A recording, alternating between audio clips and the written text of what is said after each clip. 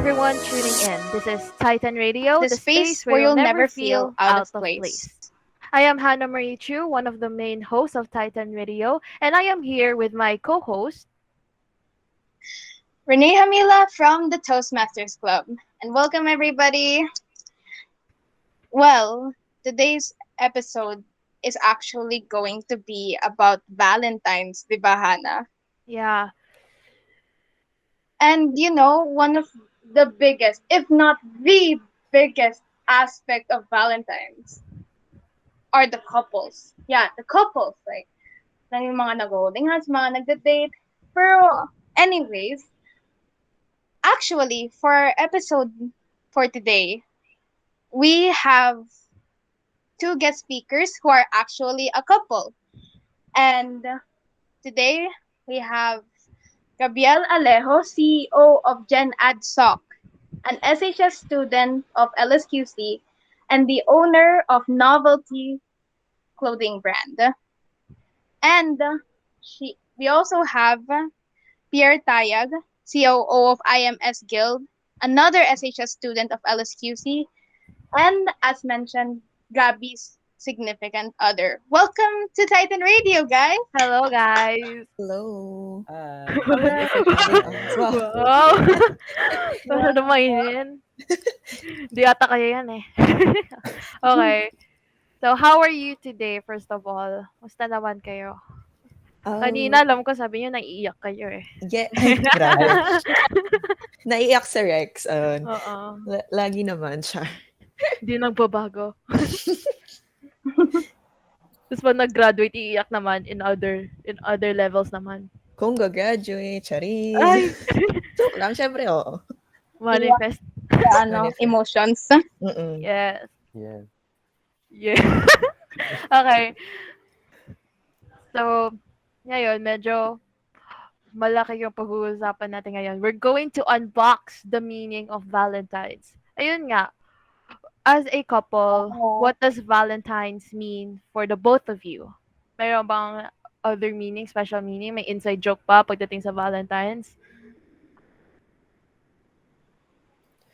Wala naman sigurong inside joke kasi this upcoming Valentine's will be our first Valentine's together. Mm-mm. So, ayun, wala pang nabubuong kababalaghang kabiruan, ganon.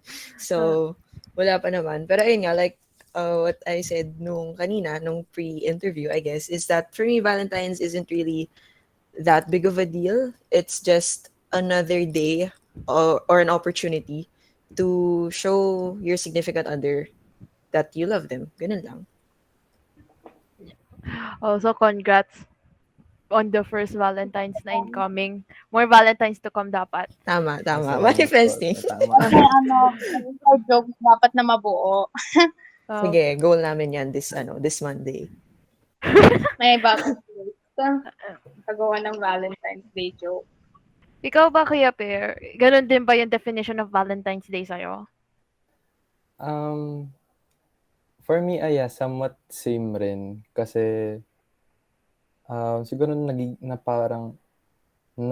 mas intense lang yung pag-show mo ng like, siguro yung love or affection mo dun sa siguro yung crush mo or significant other mo on that day. Pero you can do that naman any other day of the year naman and like do the same things na you would do on Valentine's. Ay, tama. So, ano lang, Valentine's Day is just a special day na parang mas bobonggahin lang natin yung actions natin towards our significant other. Ganun ba? Yeah. Yeah, Okay. parang Basically. ganun. Yeah. Okay. So, speaking of Valentine's, Speaking of It just Valentine's, it's about love, right? Many people have many misunderstandings on love. Meron ba kayong alam na parang love myths that people think or nasa mindset ng tao? Ikaw ba, Renee? Do you have one? I feel like a lot of the misunderstandings are more on like over romanticized stuff. Like technically if you would tone it down, I guess, or see it in a more logical way, I think that you'd be technically less wrong. But like the fact that it's all over romanticized, I think that's what makes these love myths myths. So yun. How about the other? How about you, Hannah? Like, and our guests. What about your love myths? Um, from what I've heard, wait lang, sorry. Sige. Okay. Kayo naman, the couple, you share. Okay. Hello. Ay, Hello. okay. Akala ko si Ay, Hana, okay. Akala ko si oo nga Hana eh. sasagot. Hindi. Do you wanna go first, Pierre? Sige, pwede naman. Go. Siguro para sa akin, yung you need to constantly talk or like spend time or just like being with each other kahit physically or kahit through online kapag nagko-call. Kasi we have our own time, syempre. And hindi naman lahat ng oras as much as we want na we'd spend it with our significant other, hindi rin pwede kasi we have other tasks to do, responsibilities, lalo na Gabby na or syempre, students pa, and dagdag responsibilities rin sa org and the other stuff na we have in our lives. Kaya, ayun, you don't always have to spend time with each other. Kung kaya mo and kung gusto mo, magagawa mo naman ng paraan. Kaya hindi rin naman parang necessity yun. Ayun. Mm. Ako naman, I guess, ang dami ko nang na-encounter na myths eh. Pero I guess the main thing is the concept of the one or yung Mr. Right or Miss Right or something. Ako, for me, I don't believe in that. I don't believe in a predetermined like person for each person, parang ganon. It's not about finding if finding the right one. It's about being the right one for the person you're currently with. So it's a constant effort to make yourself better and to improve on yourself in order for you to consider na I'm the right one for this person. Parang ganon. So it's not yung swak na swak agad. It's all about adjusting. It's all about finding out what this person likes and what you like in the relationship. Hindi yung agad-agad alam nyo na. Parang ganon. It's not overly romanticized. Ayun nga, tulad ng sinabi ni Renee. So, ayun. True. Like, alam nyo ba yung like parang may mga couples na parang no ligaw, alam na nila na sila na yung person na yun. Like, the culture na wala na yung ligaw. For me kasi, the purpose of panliligaw is to getting to know the person and trying to prove to the person that kaya mo maghintay for them and kaya mo mag-exert ng effort for them. And I am kinda sad to see that mostly younger, karamihan sa younger yun, 'di ba? Yung nangyayari, yung sila agad, 'di ba? Then, ayun. And I feel like because of the love myth of finding the right person, what that causes that type of relationship initiation. And I think that many people who experience that type of relationship na sila agad has somehow regretted that decision to continue the relationship or to stay in a relationship or to force a relationship. Tama ba, Renee? Ayun. Yeah, like, especially if you like just met and like kung hindi pa kayo naging like friends, I guess, for some time, like let's say you just met like a few months ago and you don't really know each other, you might not know bigla lang may red flags, hala. Tapos, parang you got this attraction because you entered the relationship and then that would lead to really bad consequences to say the least. True. Kasi kung binigla mo na kayo na lang, tapos ngayon mo lang nakita yung red flag na yun, you have no choice to respect that red flag na lang. Kasi kayo na eh. Hindi mo na kailangan back out. Parang you feel like, it's a Guilty. magigilty ka that you're going to leave a relationship dahil doon. On a red flag na hindi mo nakita. Kayo ba, guys? Sasabihin nila, Yeah. Yeah. Ikaw muna, Renee. sasabihin nila na parang if you love someone, dapat accept mo yung flaws, which is true. But you shouldn't accept it if it's a like raging red freaking flag. Oo nga. Ano ba, kayo ba? Ate Gabby and Kuya Pierre, what are your biggest red flags? Yung parang ayaw niyo sa tao. Like you don't want from a significant other. Oh my. Ano, Okay. Bigatan eh. ano bang red flag? What are your icks? Ganon. Oh, Oh, alam ni Pierre na marami alam, akong ex. Oh my God. Ito na, alam latag ko na yan. natin, latag na. Natin. Oh my gosh. Siguro ako, my biggest ick is whenever they do not know how to communicate at all.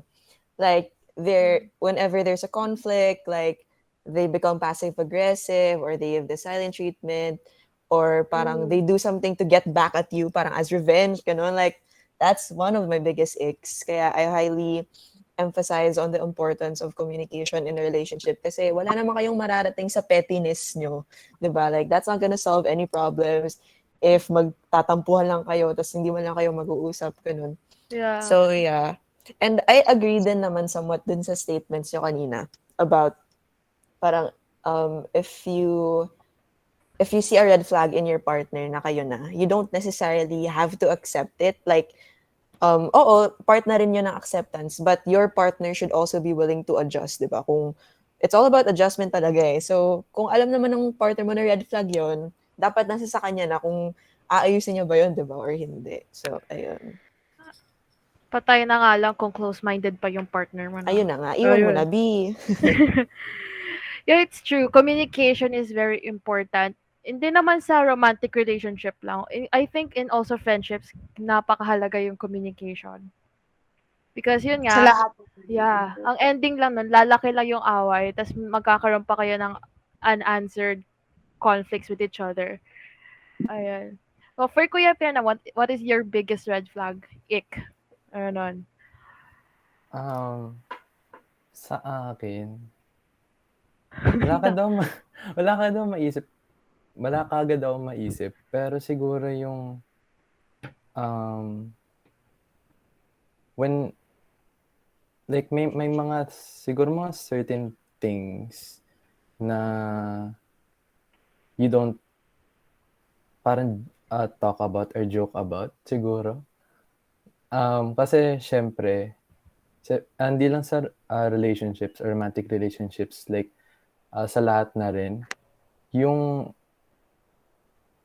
there's different siguro levels of sensitivity for people, and in a relationship context, kahit na magjowa kayo or kung ano man, like maybe even engaged or like married na, you still need to parang hold yourself back from joking about it or talking about it or even mentioning it.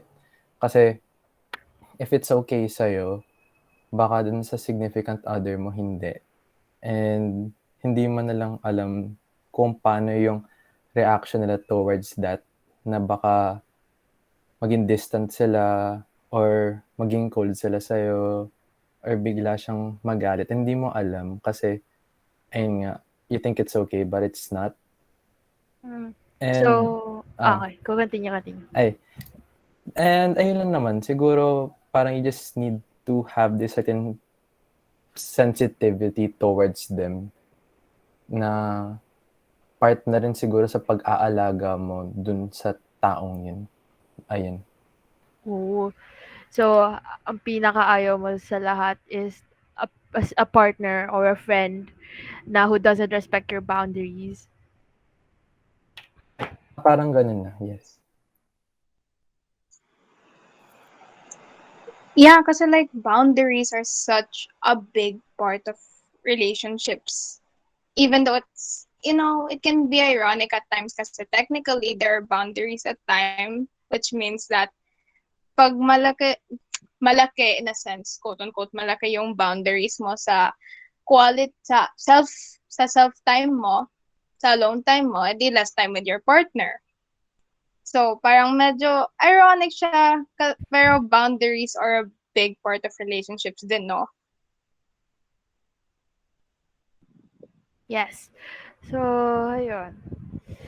we could all agree that communication, setting up boundaries are very important in maintaining a relationship with your friends, relatives, and significant others.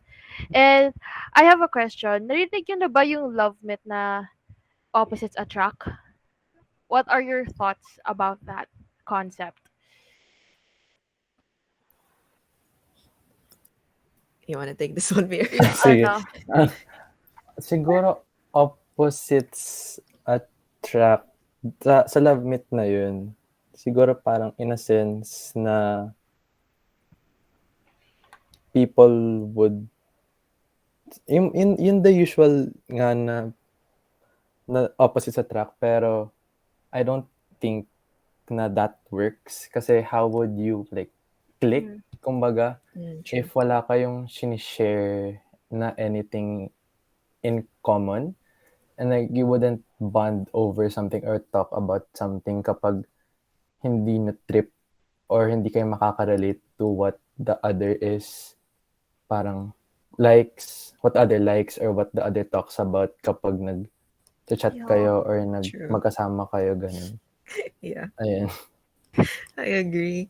Kasi parang it's okay to have differences. Like, kunyari, Pierre watches a show that I don't like, but he likes it. That parang that can act as an avenue for healthy discussions. Parang wala lang, yung healthy debate, kumbaga. But at the same time, mahihirapan nga din talaga kayo mag-connect if everything is, parang lahat opposite yung tingin nyo, parang ganun. So, importante pa rin na you guys can agree on certain things, but it's also healthy to disagree on certain things kasi it can become monotonous din if like pare-pareho lang kayo ng iniisip lagi or pareho lang kayo ng mindset, ganun. So, yeah. Ay, true. Like, hindi Yeah. naman kailangan na parang twinning lagi. Wag masyadong quirky. Parang eh. Masyadong cliche. Maganda Totoo. rin, maganda rin yung ano, ay concept na opposites attract. For me, parang, partially lang. The reason why that I do believe on opposites attract because yun nga, another person can benefit on the other's value, tas the other person can do the same likewise. Then opposites attract, I feel like that gives the authenticity or the uniqueness of a couple. May parang ganon. Get nyo ba? Like Yeah. parang walang makakagaya. Parang ganon. Like there's individuality then Mm-mm. That's what makes your parang when connection mas special. in a Yes, way. Renee. Parang to add on to that lang, pag opposite attract kasi, in a way, okay, in a way, makikita mo din through the opposites yung individuality. Pero there's a study kasi made by researchers from Wellesley College and the University of Kansas na nagsasuggest din na we're into people that, that we're similar to, I guess. So, para sa inyo ba, is this myth true or is it false for you? Ako, I agree naman na we are attracted to like people that share the same mindset, ganun. But I think, tama din naman yung point ni Hana na at some, parang it also adds uniqueness to your relationship. But opposites can only, parang may extent pa rin yun. Hindi naman, syempre, kunyari ako, um, progressive mindset ako tapos yung partner ko is not, syempre that's not only is that against my principles but that's also harmful to me and to my partner kasi magkaiba kami ng mindset ng principles talaga, so that can really affect the dynamic of the relationship. Pero ayun nga, if it's like simple opposites lang, ayun nga, kunyari Pierre likes pineapples on pizza, I don't, ganun, parang that's healthy, that's fine. Parang you don't have to be similar 100%, but at the same time, you can't be opposite 100%. Like there's a healthy balance to it. Ganun. Yeah, I think there's also a reason kung bakit dun sa study ng Wealthy College and University of Kansas. Yung study nila na people are very attracted to the people that they're similar with. I think the reason is that people are trying to play it safe. Kasi yun nga sa sinabi ni Ate Gabby na we don't want na yung opposite is pagdating sa mindset and values and principle. Ayaw natin yun. Kasi kung nagva-vary nga naman, there would be a conclusion kung sino yung susundin, kung sino yung paniniwalaan, gano'n. Yeah, the importance of balance. So like, I think the best conclusion that we can come to for this myth is like yes sense.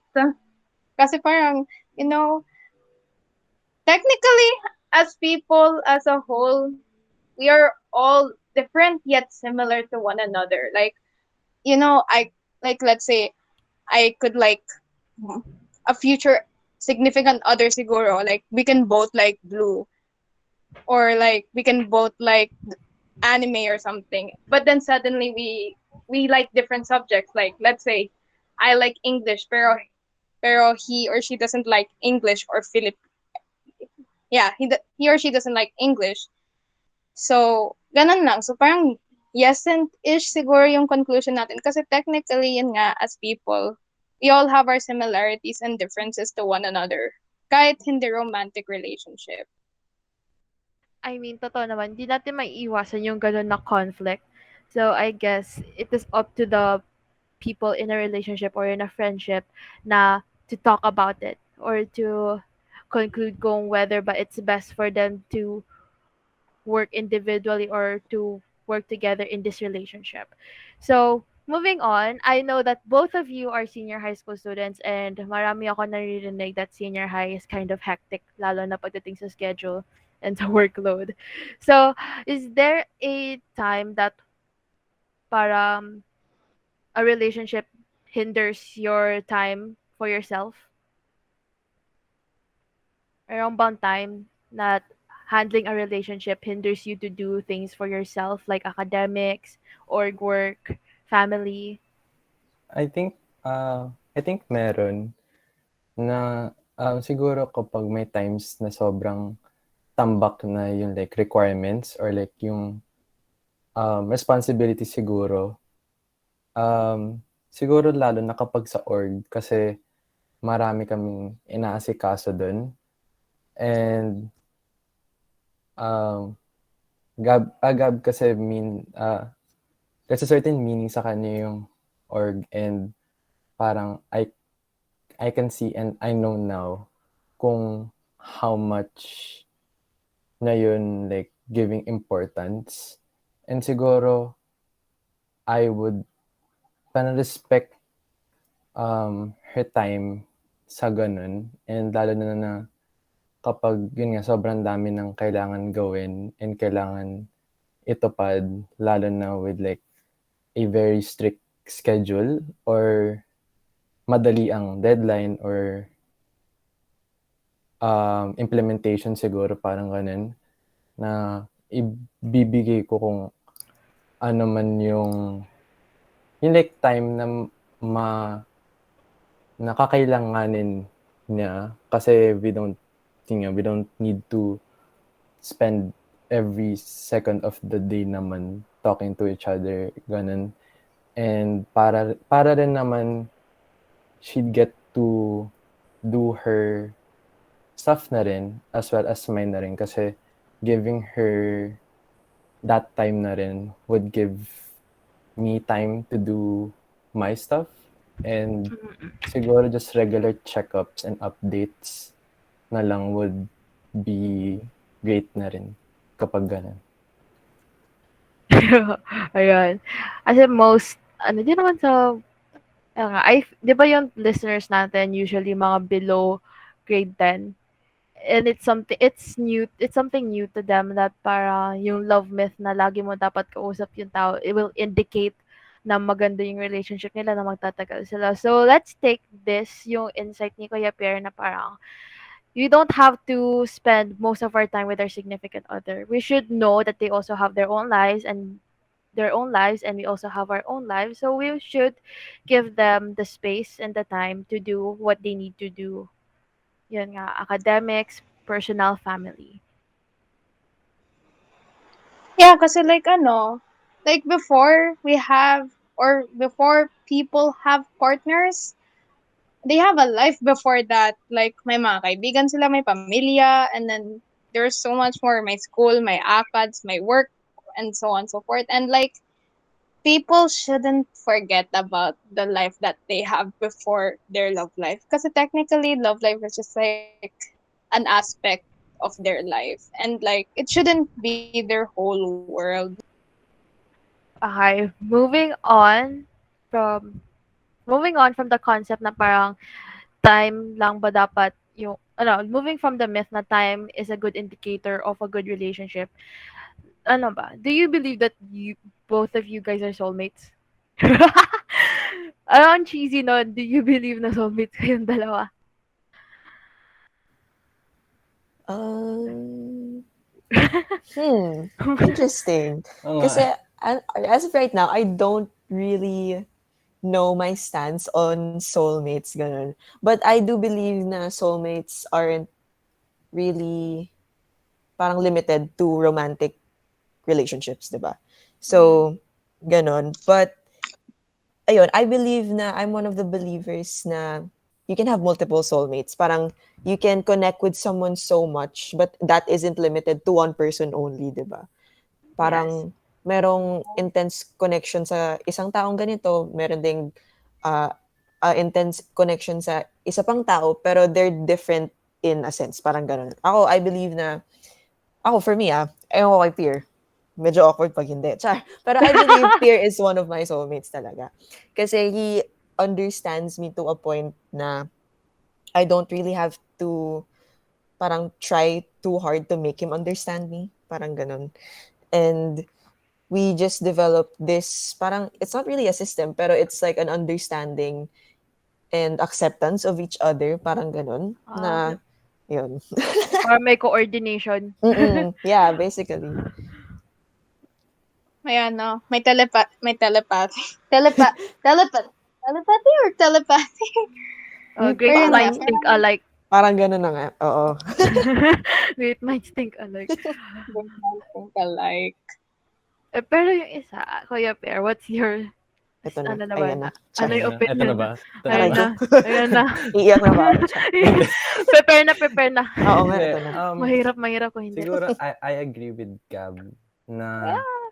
ay I agree with Gab na a person can have multiple soulmates na yun nga isn't limited to romantic relationships and na same with Gab. I think Gab is my soulmate rin pero she's Okay. not my only soulmate. Kumbaga, I have this certain connection rin with my friends, lalo na the ones closest to me. Siguro ganun na rin yung sa kanya. And may belief na rin siguro kasi sa pagkakaroon ng soulmates na para sa before nila magkakilala yung isa't isa, parang somewhat of predetermined, ganun. And para bang I don't believe in like parang predetermined siya. Kasi siguro you can have a person na parang sure ka like na soulmate mo siya. Like for me, sure ako na soulmate ko si Gab. Pero I don't think you would know that beforehand. Kasi syempre you need to get to know them and people change. Like ako I change and Gab does too. And dun mo lang din malalaman siguro kung how much you connect and how much you relate to each other's likes, and at a certain point yung like understanding mo sa significant other mo or dun sa soulmate mo. Ayun. Yes.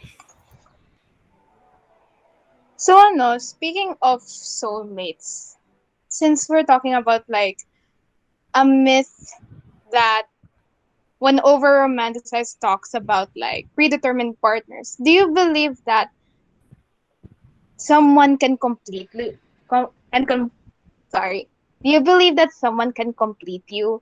Like when you meet someone, can you really say that, hey, you complete me? Ako, for me, I'm a person who's very independent and individualistic talaga. So, for me, it's a no. Kasi, ayun nga, like what you said earlier, di ba, na before the love life, there's life without the love. That there's you, di ba? So, you're an individual. So, parang it's not really healthy for you to depend on another person na parang quote-unquote, you complete me, ganun. It's not healthy kasi you're sort of depending on that person, whether it be emotional, emotional stuff, or parang for the sake of your happiness, dumidepende ka dun sa tao na yun. That's not healthy. So for me, I don't believe in that myth. I believe na a person in a relationship, parang 'di ba there's a saying na hindi ko kaya mabuhay nang wala ka. Like that's sort of in the parang in the sense of the myth. Pero it's not really that. Pero it should be kaya kong mabuhay nang wala ka, pero ayoko lang mabuhay nang wala ka. Parang ganun. It's not parang life or death situation na kapag iniwan mo ako, mamamatay na ako. Parang ganun, di ba? So, Oh, it's very unhealthy for that, to think of that. So, for me, ay na, no person can really complete you. It's up to you. Parang, it starts with you, kumbaga. And the people around you are just sort of, kumbaga, add-ons to your life. But you yourself should be able to complete yourself. So, yun. you only have yourself by the end of the day nga na naman. Yes, tama. Yeah. Tsaka mahirap naman yung mag-guilt trip ka ng tao na ma-manipulate ka na parang ano yung emotional manipulation na yun yung sinabi mo, pag umawala ka, mamamatay ako. So, moving on from the love myths, let's talk about, yun nga, yung mga walang ka-Valentine. Ito na yung pinaghihintay nilang part ng podcast, which is self-love. Ano, marami na kaming podcast that talked about self-love, yung parang kamustahan, how would you practice self-love in the ODL setting, paano ba yung self-love when you are trying, what is self-love to you alongside growing in the midst of a pandemic? Right now, in this podcast naman, let's talk about self-love in a sense of Valentine's Day. Paano mo mapapractice yung self-love in this Valentine's Day? Aside from being bitter, hindi mawawala yung pagka-bitter. Siguro for me, um, pagpakita ng self-love, lalo na sa Valentines, or any other day naman really, is just to do what you like to do. Siguro yung mga hobbies mo, or siguro kahit if you like to study or do requirements all day, and then you do you kasi yun yung gusto mo, and there's this certain fulfillment siguro, or parang there's a certain feeling that you get when you do something na gusto mo. Like for example sa akin, lately I've been watching a Twitch streamer na actually got me into a game na I really like. And kapag napupuno na ako sa mga requirements ko, lalo na terminal output week ngayon sa amin, na I'd watch his content, or I'd play a game, or paminsan I just listen to songs or watch movies or shows, and na just that would like boost me, my mood, or like kung how I'm feeling at that time. And siguro with doing that, you're loving yourself na rin. Ayun. Ako naman, similar sentiments lang din with Pierre na, treat yourself, di ba? However treating yourself might be. Like, yun nga, sabi ni Pierre, doing what you love. Or kahit spend the time with your family then, if that's if that's a form of self-love for you, then do it. If kung ano man yung bagay na or parang ginagawa na nakakapagpasaya sa'yo, do it. And that's not just limited on Valentine's Day, di ba? Everyone deserves to be treated in however way that makes them happy, even if hindi siya holiday ng dedicated sa love. Like every day you should be able to treat yourself every day, even if it's just a few minutes of watching a few funny videos or watching Netflix. Kahit onting time lang, you owe it to yourself eh. You're so parang hindi ka dapat binabaliwala. Hindi mo dapat binabaliwala yung sarili mo, di ba? So you should make time for yourself kasi you deserve it. Ayun. You deserve it. Pero meron kasing like parang, I don't know kung ako lang, ano lang. On my experience, I feel like gawain ko pa rin 'to ngayon. Oo, gawain ko pa rin. Like parang whenever I do something na feeling ko mali, kunyari, let's say, yung pinaka-minor inconvenience sa buhay ko, let's say, I wrote a word wrong. And I would punish myself in a sense na I won't watch anything. Parang ganun. May habit ako na ganun. If I did something wrong, I won't do something that makes me happy. I know it's toxic, and I'm learning to, um, parang eradicate that bad habit. I feel like ako lang. I feel bad for No, myself. I can relate. Oh Yung my parang, God. I can relate to that. yung Promise. kunyari, okay, oh my God, nagkamali ako dito sa isang test. Like, parang hindi umabot sa expectation ko yung test score ko. And I feel like, sige, I won't watch anything for today. I won't do this for me. I won't do this for me because I I did something agree. wrong. I feel like nanggaling to sa Asian parents. Yeah, I get. Pero, that can sort of be a manifestation of your self-expectations din talaga. Kasi ako, hindi naman ako pinipressure ng magulang ko, but pinipressure ko yung sarili ko. So, every time I get like a low score, even though sinasabi ko na patapon na ako, that's not really the case. Sorry sa mga nakikinig na sinabi kong patapon na ako. Pero, ayun, like, there's just a level of expectations that I hold on myself. And whenever I don't reach it, yun nga, like you said, Hannah, pinaparusa ko yung sarili ko. And it is toxic. But, ayun nga, self-love is a process. It's a journey. It's a learning experience. Ganun. It is something that you practice. Hindi lang on Valentine's Day. Hindi lang siya 24-hour na practice. It is something that you do 24/7. 24/7 yata. Yeah, true. Okay, hindi pala ako nag-iisa. Sana kayo rin sa mga I got you. nakikinig. Sa mga kayo rin. Whew, I feel better. Oh my gosh. That's good. Kasi Now, may, speaking of, sorry. okay, teka. Kasi may mga friends ako, like, parang sabihin, you do this, deserve mo kaya, ang galing-galing mo. Like, parang parang compliment yun na you're doing well, pero feeling mo sa sarili mo na you don't. Diba? I feel like you're lying, ganon. Okay. Totoo. Relate.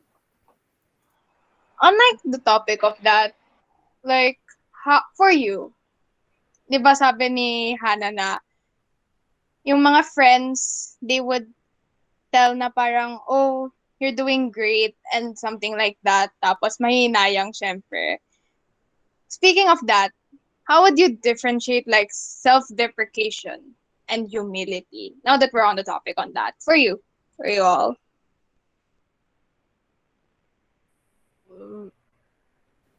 Oh, Ito oh, na. hirap. Deep. Oo, very, progressive ang, terms. Ganun na. Baka naman doubting. Hindi na makakabahan. Hindi pa rin alam, Ako yung nakaka-relate kasi okay, another experience from mine. Nag-uusap ako with my best friend and sabi niya, ba't mo lagi dinadoubt sarili mo? Eh, from other people's perspective, you're doing good naman. Like, you're doing better. I feel like I'm being humble right now, pero yung pala over time, yung pagiging quote-unquote humble pala yun is like, it's kinda toxic for myself na parang I am starting to lose my belief na kaya ko palang gawin yun. Yeah. And then, tapos, sa una, di ba, sa tingin mo sa una, humility. Tapos yun pala, over time, you start to stop, ironically, you start to stop giving yourself the credit that you're supposed to give to yourself, di ba? Oo, true. And like, the line is so thin between self-deprecation and humility, no? So like, for you, what are clear examples? Siguro let's start with clear examples of self-deprecation versus humility. Siguro, I guess, self-deprecation talaga is yung, kumbaga, ang lala ng pambabash mo sa sarili mo, ganun. Kasi, yung humility, it's seen as a positive thing, of course, diba? And usually, kunyari, it usually doesn't last very long, yung humility. Like, ayun nga, kunyari, mababa ka sa test, tapos sinabi mo na, okay, I studied hard, I did my best. That's humility, right? Kunyari, tatawanan mo lang ako, bawi, at least maraming bagsak, ganun. That's sort of, ayun, a form of light humility, ganun. May karamay ako. Oo, like, ganun, di ba? So, you sort of take it in a more positive note, kumbaga, whatever that may be. Pero ang self-deprecation, kasi for me, it's deeper, obviously. It has a negative implication on how a person sees themselves. So, ayun nga, if yung example ko kanina, hindi naman tatagal, it's like forgive and forget, parang ganun. When someone is self-deprecating themselves, parang it's gonna stick with you eh. Matagal siyang magsistay sa'yo, parang ganun. Like, hindi mo siya agad-agad makakalimutan. Like, it's gonna really bring your spirits down. It's gonna affect you very hard, kumbaga. Compared sa humility lang, ganun. So, I think that's like a clear sign na if it stays with you too long, like longer than normal, longer than it should stay, that's, I don't know, like, that's a sign na for me. Ayun. Yung tipo minumulto ka na ng doubts mo. Yeah, exactly. Totoo. Ganyan thoughts. And like, a humble person would, Or, like, a humble person would probably admit their mistakes, tapos mag-reflect and improve siya. Pero like, a self-deprecating person would probably like stay in that dark hole and wallow in their mistakes, tapos walang like, at least, attempt to improve, I guess, or intend. And like, of course, someone can improve from that, and that would be really good. Pero yun nga, yan for me is like an example of humility versus self-deprecation. I feel like the reason na parang we try to parang hide the self-deprecation as being humble. Like parang we're trying to say na parang it's okay that we make mistake. It's okay na I didn't do this. It's okay that I didn't reach this certain standard. Pero deep inside pala, like parang you're crying na. I'm a loser. Parang ganun. I think the main reason that happens in our day-to-day life because we always strive the perfection. And the reality is that being perfect doesn't really exist. Kasi parang being perfect is unattainable. And for you, Renee, for you, Ate Gabby, for you, Kuya Pierre, what does perfect mean to you? Siguro sa akin yung pagiging perfect is really, there's nothing really that defines it. Siguro, being perfect or seeing something or someone as perfect would be of your own perspective or, I mean, perception. Siguro, for example, I do something sa task ko and I'd say na malinis siya, diretso, and I'd say it's perfect. Pero when another person sees my work, pwede na sabihin hindi siya perfect kasi yung gawa niya yung perfect. Na parang doon na siguro talaga nagkakatalo sa sarili mo na ng Oh, perception yun. so parang perfect. The definition of perfect it depends on how people perceive something. Yeah, Parang kasi siguro in terms of people naman, there's this thing syempre na for example, that person is perfect kasi they possess these qualities or traits or ganito yung attitude niya or habits niya towards this certain thing and another person wouldn't think the same na parang ay ginagawa niya to ay parang nakaka-off naman yan, hindi siya perfecto kasi ginagawa niya yun. And yun, it really is in the matter of perception na talaga of a person, yung pagiging perfect. Ayun. yeah. So, medyo complicated yung pagiging perfect talaga, no? Kaya nga, it Yeah. doesn't And the exist. fact, Kaya nga, it doesn't exist. Ah! Is that an Encanto reference? Yes. Oh my Yes. God! yes. Okay. Pero for me, parang, for me, perfect doesn't really exist. Yun nga, like what Hannah said. Kasi, in a more personal sense, I can do so much and end up with this certain output that some can perceive as perfect. It may get a perfect score. But to me, there will always be a thought at the back of my head saying na I can always do better. I can do something else. I can add something to this to make it better. Parang ganun. So I think that's part of our humanity. It's part of what makes us human na parang hindi tayo masatisfy sa mga ginagawa natin at sa ginagawa ng iba. Na parang, because we're tempted to do more kasi we think that in doing more, it makes us less insecure or less, or it makes us more valuable if we do more, parang ganun. And that's very damaging, obviously. Pero to me, I don't want to strive for perfection. I want to strive towards excellence. Lourdes. Wow. Pero Wow. ayun, like, excellence is like the closest thing we can achieve to perfection. Because even in excellence, there's still leeway. There is still room for flaws and mistakes. Pero one thing can still be considered excellent even though it's flawed. Parang ganun. Ayun. Excellence and progress. Ano na? Since O ipopost nga ko pala, sa Happy Valentine's Day, single, taken, whatsoever. Okay, bye-bye. This has been Typing Radio, the space where you'll never feel out of place.